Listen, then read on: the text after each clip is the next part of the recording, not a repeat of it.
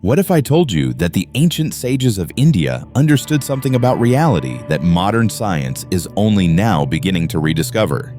What if the mystical experiences described in the Vedas weren't just spiritual poetry, but precise descriptions of quantum mechanical phenomena? Today, we're diving into one of the most fascinating intersections in human knowledge, where cutting-edge quantum physics meets ancient wisdom, where consciousness itself becomes the bridge between what we think we know and what actually exists. This isn't just academic curiosity. This is about understanding the very fabric of your existence and your place in the cosmic dance of reality. For over a century, quantum physics has been revealing truths about our universe that seem almost magical. Particles that exist in multiple states simultaneously. Information that travels instantaneously across vast distances. Reality that seems to depend on observation itself. These discoveries have left even the most brilliant scientists scratching their heads, searching for explanations that make sense of the impossible. But what if the explanations have been there all along, preserved in the sacred texts of ancient India? What if the Vedas, the Upanishads, and other Sanskrit texts weren't describing religious beliefs, but were actually documenting advanced scientific observations about the nature of consciousness and reality? The more we delve into quantum mechanics, the more we encounter phenomena that seem to require consciousness as a fundamental component of reality. This isn't mystical thinking. This is where the mathematics and experimental results are leading us. Remarkably, this is exactly what the ancient Indian texts have been saying for thousands of years. Consider the quantum measurement problem, one of the most perplexing puzzles in modern physics. When we observe a quantum system, it seems to collapse from a state of infinite possibilities into a single definite reality. The act of observation itself appears to create the reality we observe. This suggests that consciousness isn't just along for the ride, it's actively participating in the creation of physical reality. Now, let's travel back thousands of years to the Nasadiya Sukta, the creation hymn from the Rig Veda. This ancient text describes the state before creation as neither existence nor non-existence, neither something nor nothing. It speaks of a primordial state of pure potential, from which all reality emerges through the power of observation and intention. Sound familiar? This is essentially a poetic description of the quantum superposition state and the role of observation in collapsing the wave function. The Upanishads go even further, describing consciousness as the fundamental substrate of all existence. The famous statement, Aham Brahmasmi, meaning I am the ultimate reality, isn't claiming divine status for the individual ego. Instead, it's recognizing that individual consciousness is an expression of the same universal consciousness that underlies all of reality. This mirrors what quantum physicists are discovering about the interconnected nature of all quantum systems. When you really examine quantum entanglement, you begin to see something extraordinary. Two particles that have interacted remain connected in a way that defies our classical understanding of space and time. Change the state of one particle, and its entangled partner responds instantaneously, regardless of the distance between them. Einstein called this spooky action at a distance, but the ancient Indian concept of Vasudhaiva Kutumbakam describes the same principle, the fundamental interconnectedness of all existence. The Vedic understanding of time also aligns remarkably with quantum physics. While classical physics views time as a linear progression, quantum mechanics reveals that time can be relative, that the sequence of events can depend on the observer's frame of reference.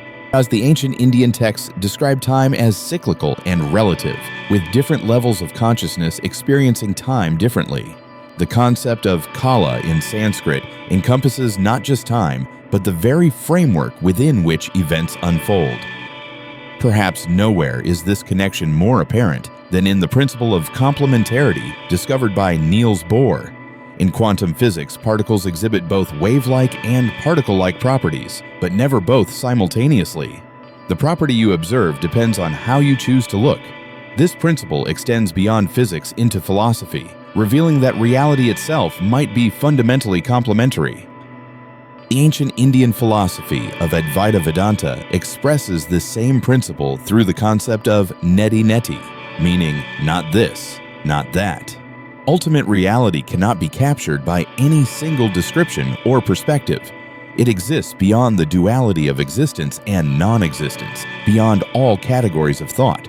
This isn't mystical vagueness, it's a precise description of the complementary nature of quantum reality. You might be wondering how consciousness actually interfaces with quantum systems. Here's where things get really interesting.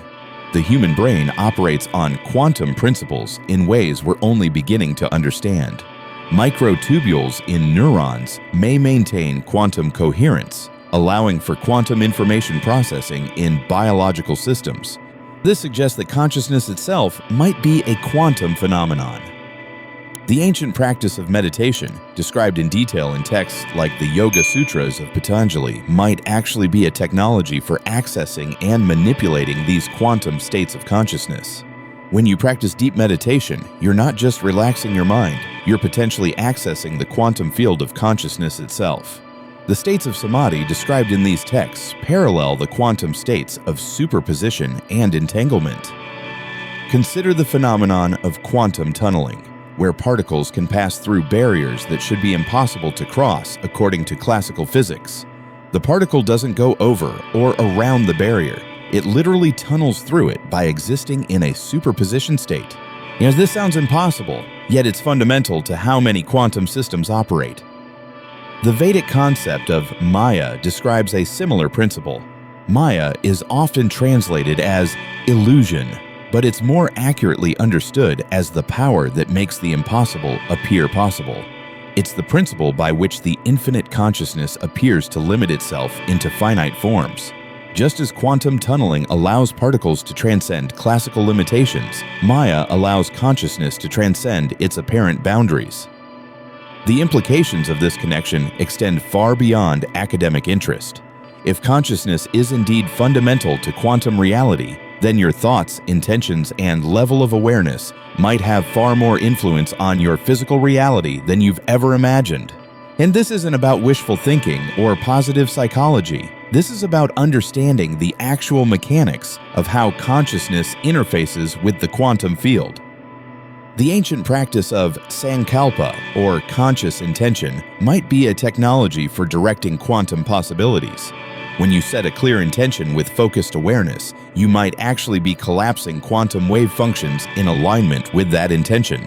This would explain why meditation and mindfulness practices can have such profound effects on both mental and physical well-being. Let's explore the concept of non-locality, one of the most startling discoveries in quantum physics. Non-locality means that quantum systems can be correlated in ways that don't depend on spatial proximity. Information can be shared between quantum systems instantaneously, regardless of the distance separating them. This challenges our basic assumptions about space, time, and causality. The Vedic understanding of consciousness describes exactly this kind of non-local connection. The concept of Brahman refers to the universal consciousness that pervades all of existence. Individual consciousness, or Atman, is not separate from this universal field, but is actually an expression of it. This means that at the deepest level, all consciousness is connected in a non-local way. This isn't just philosophical poetry. Research in parapsychology and consciousness studies has documented phenomena that seem to require non-local connections between minds. Remote viewing, telepathy, and other forms of extrasensory perception might be manifestations of the same non-local properties that quantum physicists study in particle systems. The ancient Indian concept of Akasha describes a field of consciousness that contains all information and connects all things. Modern physics is discovering similar fields, like the quantum vacuum or zero-point field, that seem to contain infinite information and energy. These aren't separate discoveries, they're different names for the same underlying reality.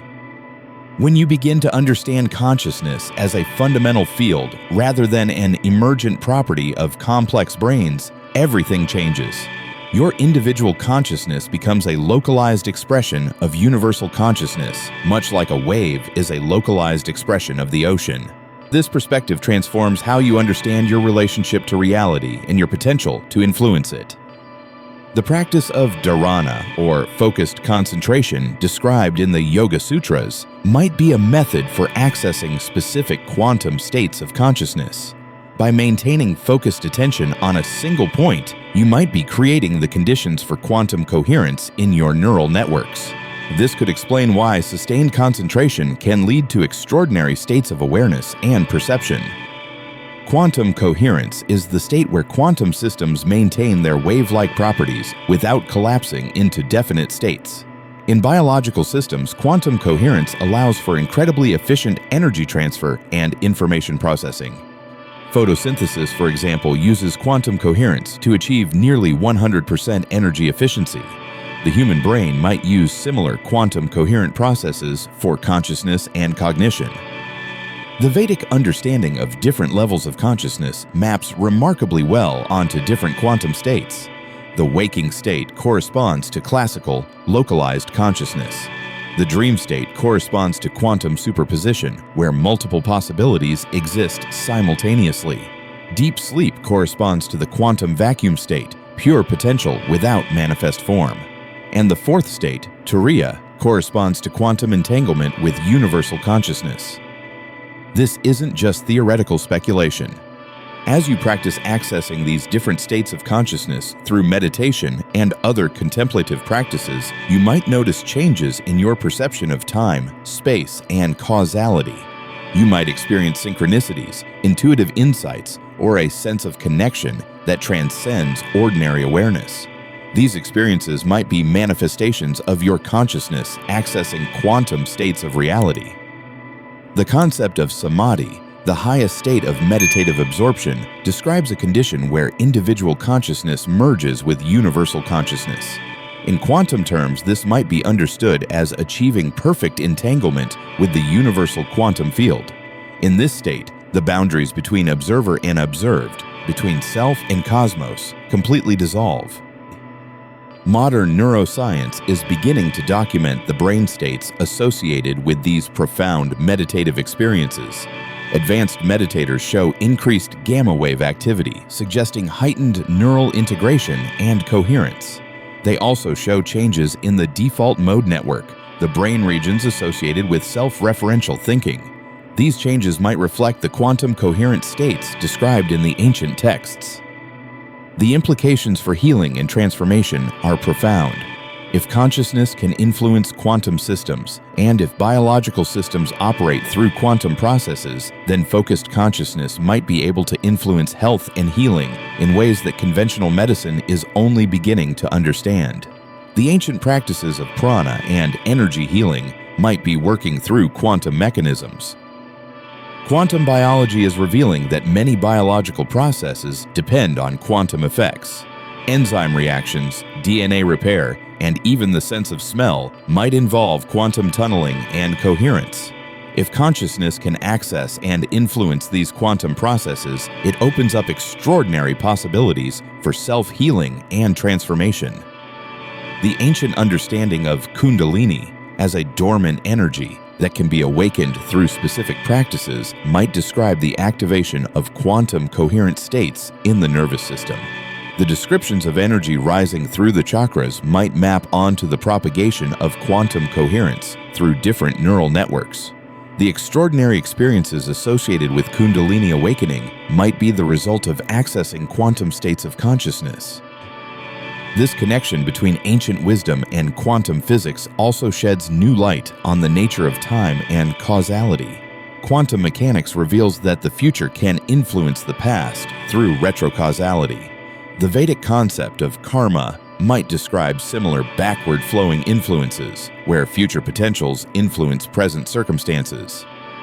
When you understand that time might not flow in a simple linear fashion, but might instead involve complex loops and connections across different moments, the ancient practices of divination and prophecy begin to make sense.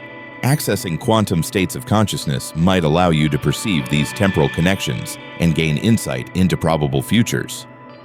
The practice of yoga nidra, or conscious sleep, might be a technology for accessing the quantum vacuum state of consciousness. In this state, you maintain awareness while the body and mind enter deep rest. This might allow access to the zero-point field, the quantum vacuum that contains infinite potential energy and information. Research into the quantum properties of water is revealing that water might be capable of storing and transmitting information in ways that classical physics cannot explain.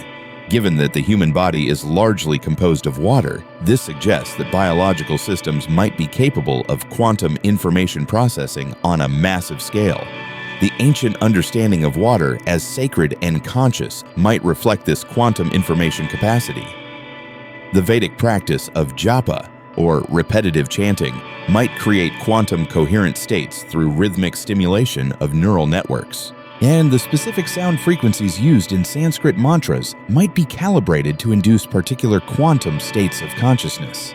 This would explain why certain sound combinations are considered particularly powerful for transformation and healing. As you explore these connections between quantum physics and consciousness, you might begin to see reality in an entirely new way. The solid, separate objects of classical physics give way to a fluid, interconnected quantum field where consciousness and matter dance together in an eternal creative process. You're not just observing this dance, you're participating in it with every thought, every intention, every moment of awareness. The ancient Indian understanding of Lila, or cosmic play, describes reality as the spontaneous, joyful expression of consciousness exploring its own infinite potential.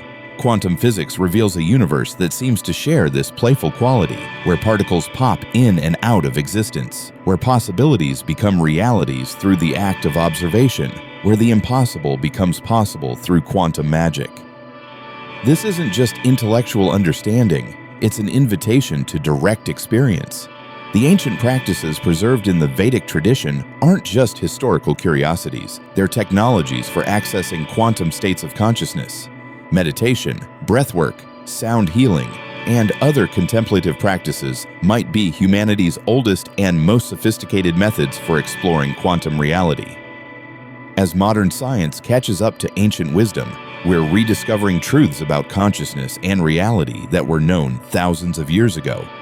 But this isn't just about validating old knowledge, it's about integrating ancient wisdom with modern understanding to unlock new possibilities for human potential and evolution. The journey into quantum consciousness is ultimately a journey into your own deepest nature. As you explore these connections between mind and matter, between consciousness and cosmos, you're not just learning about reality, you're discovering who and what you truly are.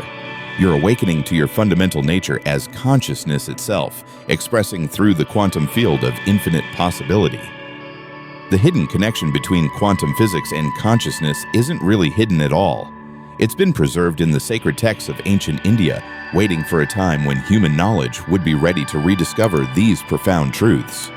That time might be now, and you might be part of the generation that finally bridges the gap between science and spirituality, between matter and mind, between the ancient and the eternal.